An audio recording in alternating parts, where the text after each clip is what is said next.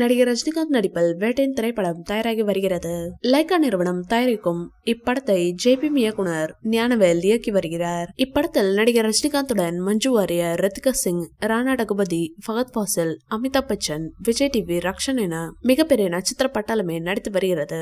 அனிருத் அவர்கள் இப்படத்திற்கு இசையமைக்கிறார். இப்படத்தில் 2 பாடல்களை முடித்துவிட்டதாகவும் அந்த பாடல் ஹுக்கும் பாடலை போல தரமாக வந்திருப்பதாகவும் கூறியுள்ளார். அந்த 2 பாடல்களையும் ரஜினி அவர்கள் கேட்டு கோலமாஸ் என கூறியுள்ளாராம்.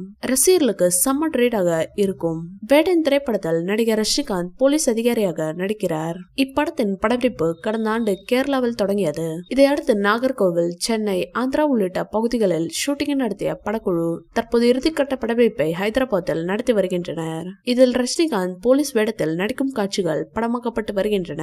இந்நிலையில் போலீஸ் யூனிஃபார்மில் ஷூட்டிங் ஸ்பாட்டுக்கு காரில் வந்த ரஜினிகாந்தை பார்த்ததும் மெய்சிலிந்து போன ரசிகர்கள் விசில் அடித்து வரவேற்றனர். வேட்டையின் படத்தின் படப்பிடிப்பு அடுத்த மாதம் நிறைவடைகிறது. அடுத்ததாக இந்த படத்திலிருந்து ட்ரெய்லர் வெளியாக உள்ளது.